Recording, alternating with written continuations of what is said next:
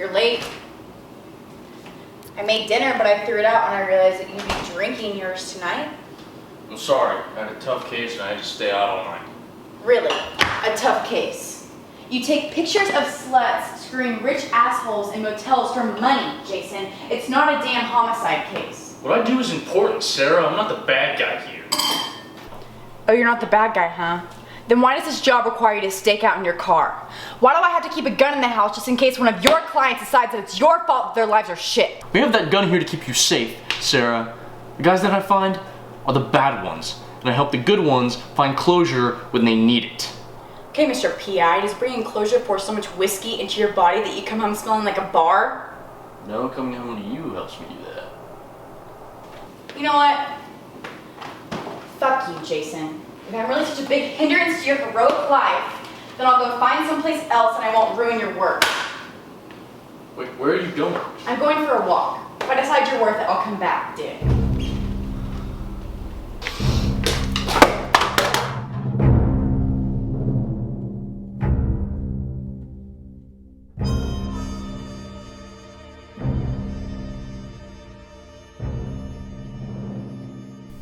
In the aftermath of his murderous rampage, David Stork, aka the Bloodthirsty Ravager, has been sentenced to death. He left behind a trail of bodies in his wake.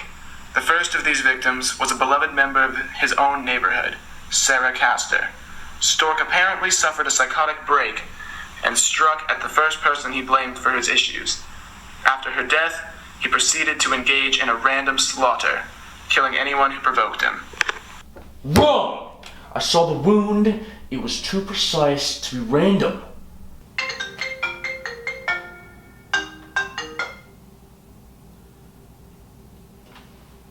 Do you have it? Did you find out who did this? He took every favor I had, but I got it. The truth behind this story, guy. Please tell me. I have to know. Alright, here it is. It turns out this David loser wasn't as crazy as everyone thinks he was. I did some digging and I found that he worked for a guy by the name of Barry Zeidberg. Zeidberg, I know the name. Big name accountant. Worked for his wife a couple years back. Bastard was cheating on her. Apparently, Barry does a bit more than cheating. He has ties to some big-ticket people. From what I can tell, it seems like he had a stork axe off your wife to teach you a lesson for ruining his marriage. But the poor idiot messed up the hit and got himself canned. This asshole thinks his money is gonna let him get away with murdering my wife. My wife! Tell me where to find him. Hold on, big guy. Zeidberg's smart. Since his man got busted, he's gone to ground. Tell me where he is. Listen, but I can point you in the right direction. He's got this girl. Her name's Lucy, a lady of negotiable relations, if you will. Yeah, I remember the name. That was the girl that I found him with when I caught him. I'll email you how to contact her. Sorry, this is all I can do for you. You've already done enough for me. Thank you. It'd probably be in your best interest if you stay away from me from now on. Good luck, my friend.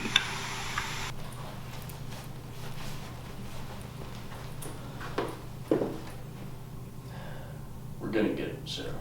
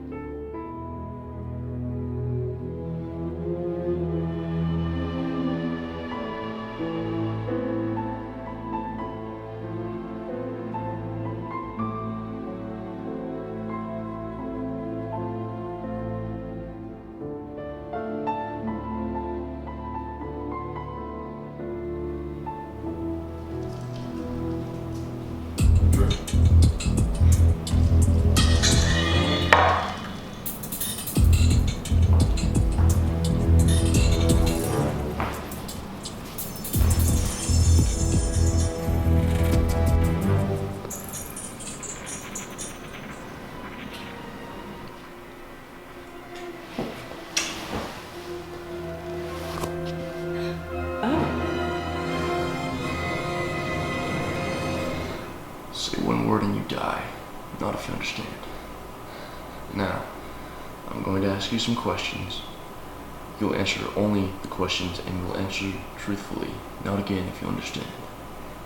Is Barry Zeidberg one of your clients? Yeah. So you've been inside of his house, his workplace? Yeah, his workplace, but never his house. That's good. You're doing well. Keep that up.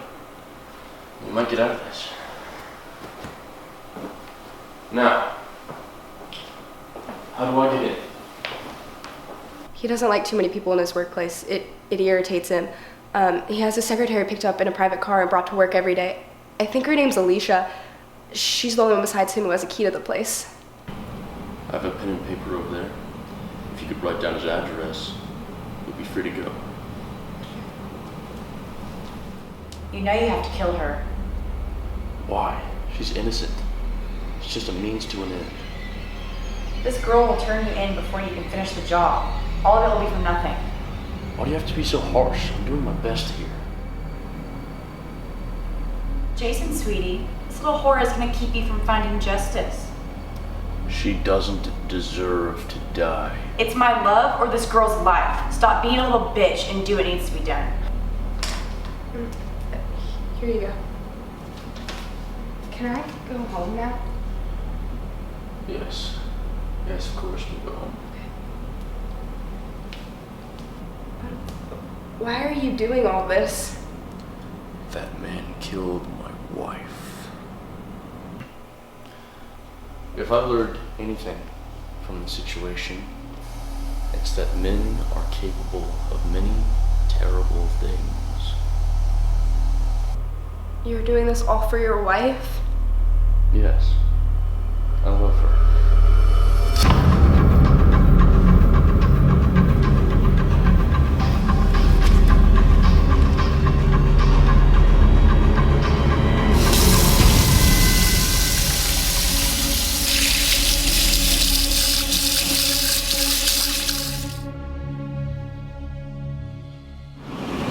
Excuse me, sir. Excuse me, sir. Excuse me, I noticed that you have a flat tire and I thought I should let you know.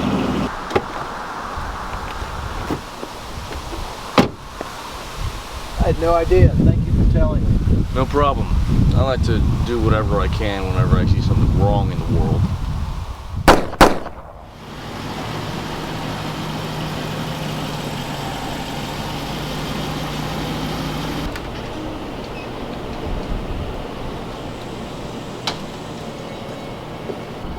Ms. Danvers?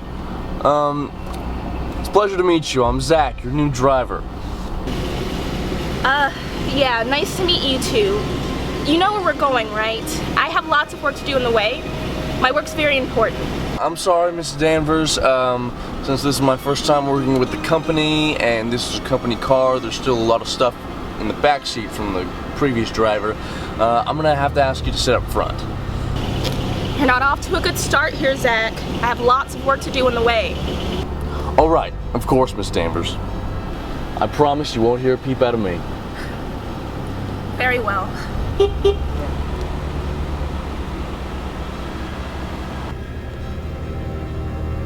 What kind of gross junk did the previous... Ah! I'm sorry, Ms. Danvers, but I have a few questions regarding security at your workplace. And I'm gonna need your key as well.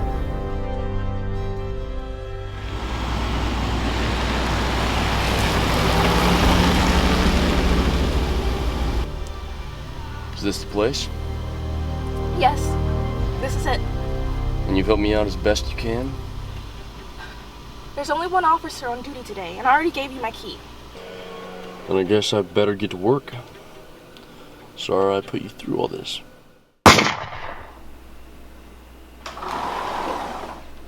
Excuse me, sir. You are not authorized to be here.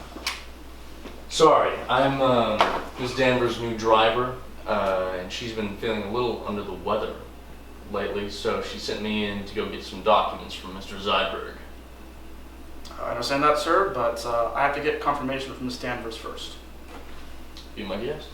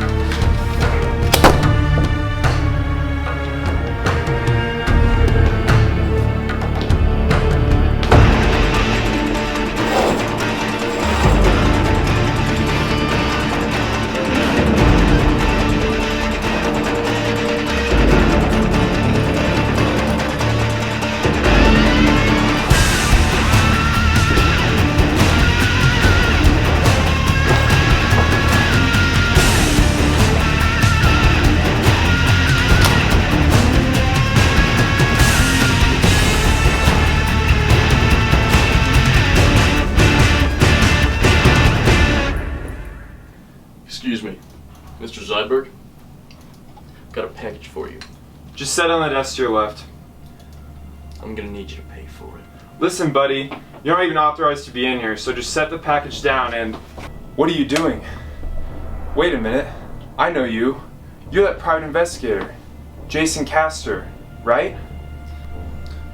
So you remember me? How sweet. You worked the job that ended my marriage! Castor, why does that name sound so familiar?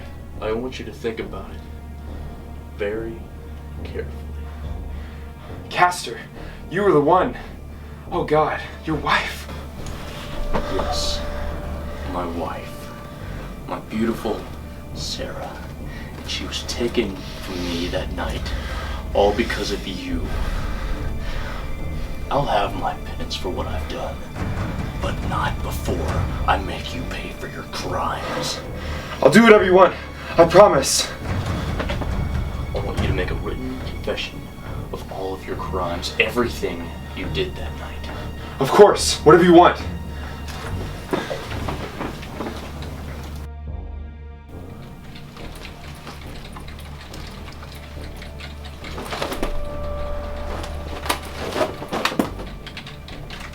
There, a written confession of my sins. Print it out and sign it.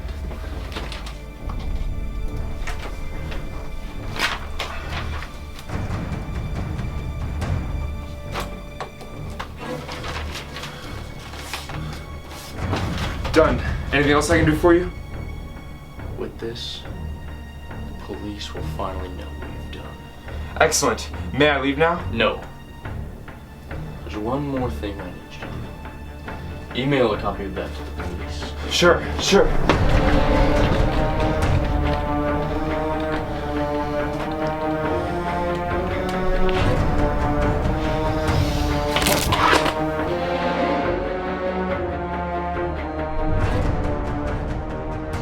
It's done, Sarah.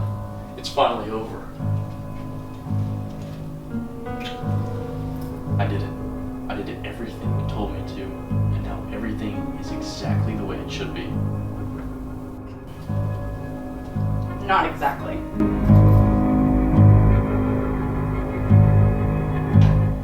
It's not possible. This isn't happening. Why won't you just die? What is this? What the hell is happening? What an interesting way to phrase that question. What? Why? Haven't you figured it out yet? Hell, it's where you are now. It's where you've been this whole time. That's not true. This can't be happening. I've been hunting your killer. I'm not dead. I'm not... In the aftermath of his murderous rampage, Jason David Castor, aka the Bloodthirsty Ravager, was sentenced to death. He left behind a trail of bodies in his wake. He flew into a rage and stormed the accounting office of Mr. Barry Zeidberg. There, he murdered everyone in the waiting room and proceeded to Zeidberg's office. According to surveillance footage, Zeidberg's wife Lucy was almost able to calm Castor down. Unfortunately, in a brutal flash of rage, he savagely killed both Mr. Zeidberg and his wife. After police interrogation, it was discovered that Castor worked a job for Zeidberg's wife. She hired him to investigate if her husband was cheating on her. It appears that her allegations were false and Castor had wasted his time. According to him, it was Zeidberg's fault that his wife left him that night. He blames him for their separation, a separation that ultimately caused him to snap and murder his own wife. I didn't mean to hurt you. I didn't mean to hurt anyone. You just made me so mad, and I couldn't let you leave like that. Then you left. I couldn't live with myself. I mean, the only reason we fought in the first place was because of that stupid job. It's all his fault. That's why he had to suffer. No, Jason. He went quickly, and you're the one who is suffering now. It's a never-ending cycle of chasing my killer just to find out that you were the monster all along. No. No. No. No! No!